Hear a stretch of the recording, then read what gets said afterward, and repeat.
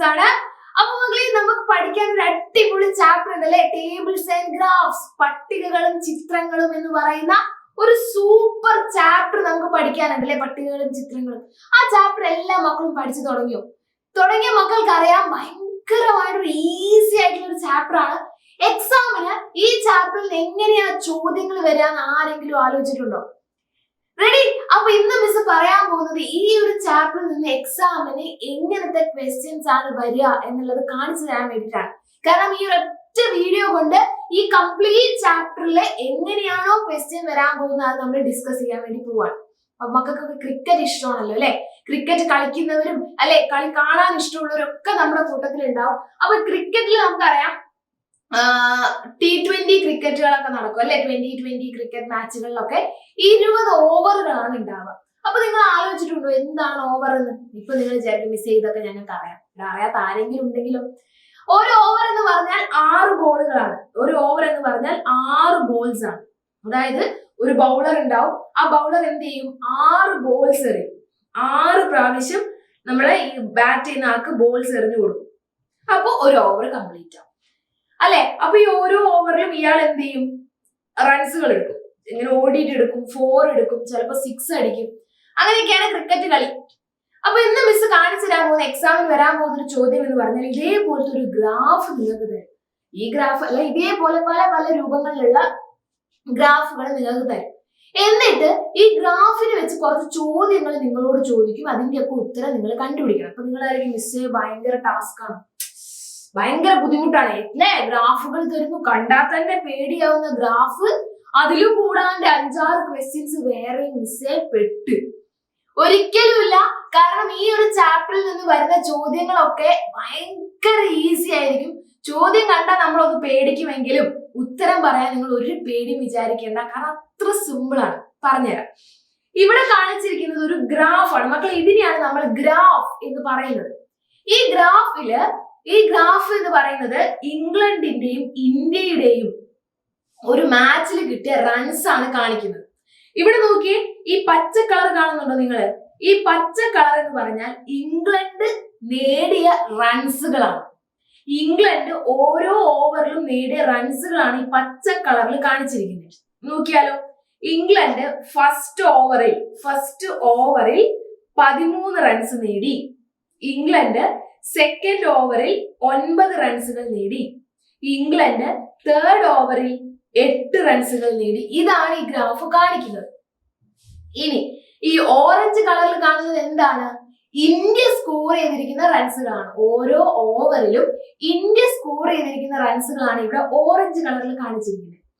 Clear ആണല്ലോ? അപ്പൊ India നോക്കി, ഫസ്റ്റ് ഓവറിൽ 8 റൺസ്, സെക്കൻഡ് ഓവറിൽ 9 റൺസ്, തേർഡ് ഓവറിൽ 9 റൺസ്, ഫോർത്ത് ഓവറിൽ നോക്കിയേ 12 റൺസ്, ഫിഫ്ത് ഓവറിൽ നോക്കിയേ 10 റൺസ്. ഇങ്ങനെയാണ് പോകുന്നത്. അപ്പൊ ഇതാണ് നമ്മുടെ ഗ്രാഫ് എന്ന് പറയുന്നത്. ഇനി നിങ്ങളോട് എന്താ ചോദിക്കുക? ആദ്യം തന്നെ ഇങ്ങനത്തെ ചോദ്യത്തിൽ ഗ്രാഫ് ഒന്ന് റീഡ് ചെയ്യുക. ഇനി നിങ്ങൾക്ക് വരുന്ന ഓരോ ചോദ്യങ്ങളും കൃത്യമായിട്ട് വായിച്ച് ആൻസർ കണ്ടുപിടിക്കാം. ചോദ്യം: in which overs did India score more runs than England? അതായത് ഏതൊക്കെ ഓവറിലാണ് ഇന്ത്യ ഇംഗ്ലണ്ടിനേക്കാൾ റൺ നേടിയത്? ഇംഗ്ലണ്ടിനേക്കാൾ കൂടുതൽ ഇന്ത്യ നേടിയത് ഏതൊക്കെ ഓവേഴ്സിലാണ്? അതായത് ഓറഞ്ച് കൂടുതലും പച്ച കുറവും വേണം. നോക്കട്ടെ, ഓറഞ്ച് കൂടുതലും പച്ച കുറവും എവിടേക്കാണ് ഓറഞ്ച് കൂടുതലും പച്ച കുറവും എന്ന് നോക്കാം. ഓറഞ്ച് കൂടുതൽ, ഇവിടെ ഓറഞ്ച് കൂടുതലാണ്, ഇവിടെ ഓറഞ്ച് കൂടുതലാ, ഇവിടെ ഓറഞ്ച് കൂടുതലാ, ഇതിലും കൂടുതലാ, ഇതിലും കൂടുതലാ, ഇതിലും കൂടുതലാ, ഇതിലും കൂടുതലാ, പിന്നെ. അപ്പൊ ഏതൊക്കെ ഓവറിലാ ഓറഞ്ച് കൂടുതല്? മൂന്നാമത്തെ ഓവർ, 4, 5, 6, 8, 9, 10, 11, 19 ഇത്രയും ഓവറുകളില് ഇന്ത്യ എന്ത് ചെയ്തു? ഇംഗ്ലണ്ടിനേക്കാളും കൂടുതൽ റൺസ് സ്കോർ ചെയ്തു അല്ലെ? മൂന്നാമത്തെ ഓവർ, അഞ്ചാമത്തെ ഓവർ, 8, 9, 10, 11, 19. ഓക്കെ, ഒന്നാമത്തെ ക്വസ്റ്റ്യൻ സോ ഈസി. രണ്ടാമത്തെ ക്വസ്റ്റ്യൻ: ഏതൊക്കെ ഓവറിലാണ് രണ്ട് ടീമും ഒരേ റൺ നേടിയത്? നോക്കാം.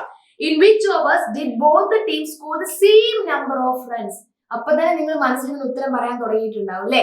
ഏതൊക്കെ ഓവറിലാണ് രണ്ട് ടീമുകളും ഒരേ റൺസ് സ്കോർ ചെയ്തിട്ടുള്ളത്?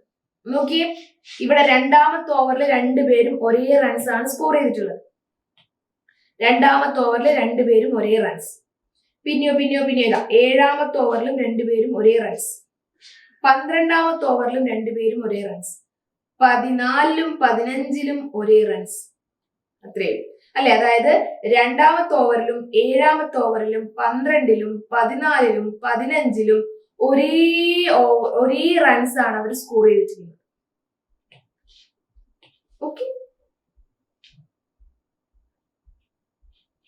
ഡിഫിക്കൽട്ട് ആണോ? ഈസി അല്ലേ?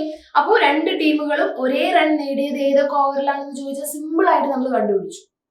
അപ്പൊ ഇങ്ങനത്തെ ചോദ്യങ്ങളാണ് നമുക്കൊരു ഗ്രാഫ് തന്നിട്ട് നിങ്ങളോട് ചോദിക്കുക. അപ്പൊ എന്ത് ചെയ്യണം? ചോദ്യം കൃത്യമായിട്ട് വായിക്കണം, എന്നിട്ട് ഗ്രാഫ് നോക്കി അതിന്റെ ആൻസർ കണ്ടുപിടിക്കണം. അടുത്ത ക്വസ്റ്റ്യൻ, ആദ്യത്തെ 10 ഓവറിൽ കൂടുതൽ റൺ നേടിയത് ഏത് ടീമാണ്? Which team score more at the end of the first 10 overs? ആദ്യത്തെ 10 റണ്ണിൽ ആദ്യത്തെ 10 ഓവറിൽ ഏറ്റവും കൂടുതൽ റൺസ് സ്കോർ ചെയ്തത് ആരാണ്?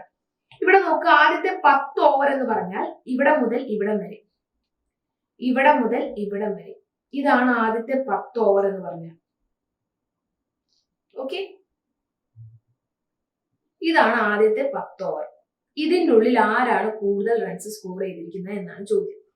നമുക്ക് നോക്കിയാൽ തന്നെ മനസ്സിലാവും. ഇവിടെ നോക്കിക്കോ, ഇവിടെ ഇംഗ്ലണ്ട് ആണ് കൂടുതൽ, ഇവിടെ സെയിം ആണ്. ഇവിടെ ഇന്ത്യ ആണ് കൂടുതൽ, ഇവിടെ ഇംഗ്ലണ്ട്, ഇന്ത്യ സെയിം, ഇന്ത്യ. അപ്പൊ ആരാ ഏറ്റവും കൂടുതൽ റൺസ് സ്കോർ ചെയ്തിരിക്കുന്നത്? ഓഫ് കോഴ്സ് ഇന്ത്യ തന്നെയാണ് അല്ലെ. ഇന്ത്യ തന്നെയാണ് ഏറ്റവും കൂടുതൽ റൺസ് സ്കോർ ചെയ്തിരിക്കുന്നത്. ഇവിടെ നോക്കിയോ, ഇവിടെ ഇംഗ്ലണ്ട് ആണ് സ്കോർ ചെയ്തത്, ഏറ്റവും കൂടുതൽ ഇംഗ്ലണ്ട്. ഇവിടെ സെയിം, ഇവിടെ ഇന്ത്യ, ഇവിടെ ഇംഗ്ലണ്ട്, ഇവിടെ ഇന്ത്യ, ഇവിടെ സെയിം, ഇന്ത്യ. ലാസ്റ്റത്തെ ഇല്ല കേട്ടോ, ഇന്ത്യ. അപ്പൊ ഇത് കണ്ടാൽ തന്നെ അറിയാം ഏറ്റവും കൂടുതൽ റൺസ് സ്കോർ ചെയ്തിരിക്കുന്നത് ഇന്ത്യയാണ്. ആദ്യത്തെ 10 ഓവറിൽ ഇംഗ്ലണ്ടിനേക്കാളും സ്കോർ ചെയ്തിരിക്കുന്നത് ഇന്ത്യ തന്നെയാണ്. ഇനി ഒന്നുകൂടെ ഉറപ്പിക്കാൻ ചിലപ്പോൾ ചോദിക്കും എത്ര കൂടുതൽ അല്ലെങ്കിൽ എത്രയാണ് എന്നൊക്കെ ചോദിച്ചു കഴിഞ്ഞാൽ നമുക്ക് എന്ത് ചെയ്യാം? റൺസുകളൊക്കെ എഴുതി അങ്ങ് കൂട്ടിയാൽ മതി അല്ലേ? കൂട്ടുന്ന വലിയ കാര്യമാണോ? നമുക്ക് അറിയുന്ന കാര്യമല്ലേ അല്ലേ? അപ്പൊ ഡിവിഷനും മൾട്ടിപ്ലിക്കേഷനും ഒക്കെ ചെയ്ത് നമുക്ക് ഇത് ചെയ്യാൻ വളരെ ഈസിയാണ്. ഇന്ത്യയാണ് സ്കോർ ചെയ്തിരിക്കുന്നത് കൂടുതൽ അല്ലെ. അപ്പൊ ഇത്രയും സിമ്പിൾ ആയിട്ട് ക്വസ്റ്റ്യൻസ് ആയിരിക്കും നമ്മുടെ ഗ്രാഫ് നോക്കി ചെയ്യാൻ വേണ്ടിയിട്ട് വരിക. ഇത്ര തന്നെ സിമ്പിൾ ആയിരിക്കും. അപ്പൊ മക്കൾ ആരും പേടിക്കരുത്, ഈ ചാപ്റ്ററിൽ ഇത്രയേ പഠിക്കാനുള്ളൂ. സോ സിമ്പിൾ അല്ലേ? അപ്പൊ അടിപൊളിയായിട്ടിരിക്കുക. അപ്പൊ ഇതേപോലത്തെ ഇൻഫോർമേറ്റീവ് വീഡിയോസ് ആയിട്ട് ഇനി വരും. So thank you so much. Have a great day. By.